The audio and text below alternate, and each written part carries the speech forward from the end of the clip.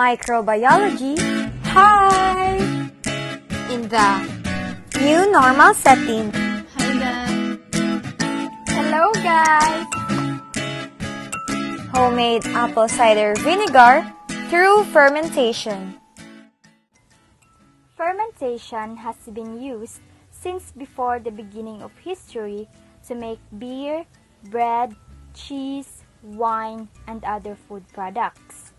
Today, hundreds of products including fuels, chemicals, antibiotics, and pharmaceuticals are made by way of industrial fermentation. There are three basic forms of fermentation. First, the lactic acid fermentation, when yeasts and bacteria convert starches or sugars into lactic acids in foods like kimchi, pickles, yogurt, and sourdough bread.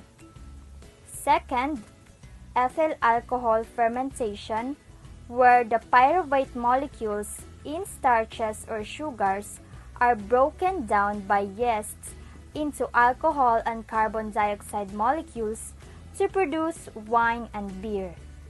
Third, acetic acid fermentation of starches or sugars from grains or fruit into sour-tasting vinegar and condiments. In this video, we are going to make apple cider vinegar. Is apple cider vinegar healthy? Yes, indeed.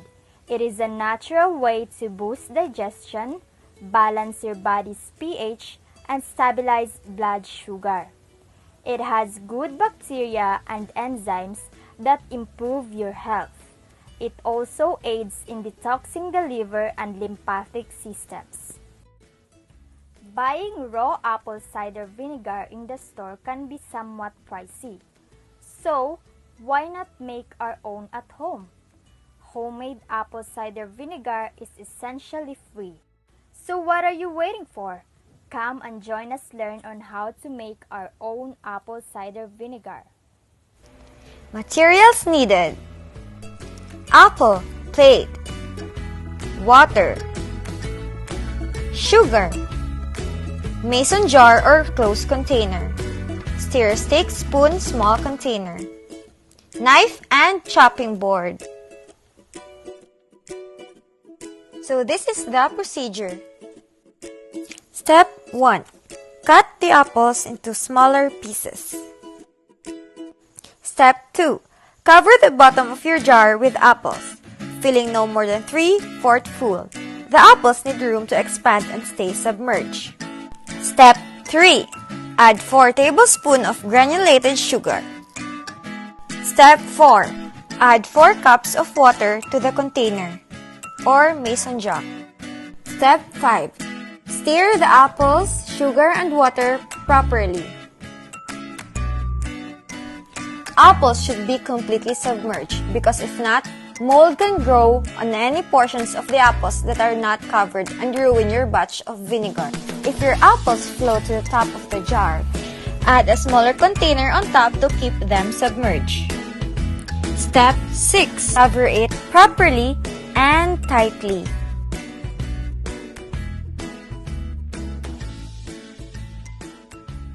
Step 7. Allow the apples to sit in a warm, dark place for 2 weeks. So here are the documentations.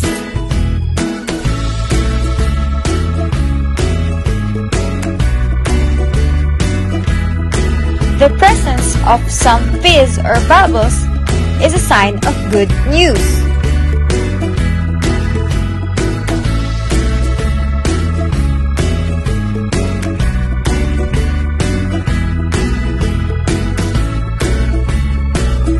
Last step, strain out the apple pieces and compost.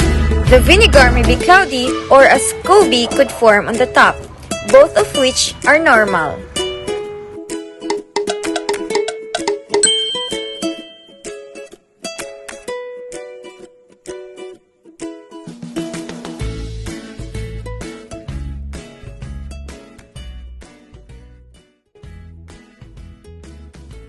During fermentation, pH, temperature, dissolved oxygen, and nutrient concentrations must be tightly monitored and controlled to optimize yield and productivity.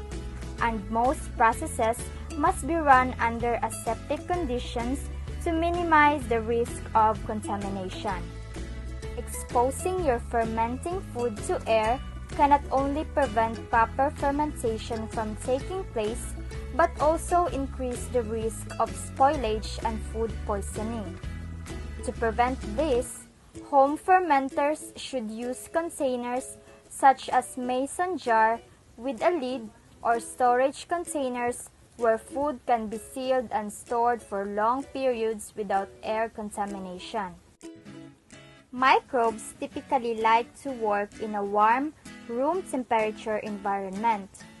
The exact temperature range will vary based on the types of microbes involved and product that is being fermented. Changing the temperature can have a big impact on fermentation. Moving a fermenting product to a cooler temperature, for example by placing it in the fridge, will slow down the rate of fermentation or stop it altogether. Heating a ferment too much may kill the microbes during the fermentation. Fermentation makes the food easier to digest and the nutrients easier to assimilate. In effect, much of the work of digestion is done for you. Since it doesn't use heat, fermentation also retains enzymes, vitamins, and other nutrients that are usually destroyed by food processing. We hope that you've enjoyed and learned something from our video presentation. For watching! Thank you for watching!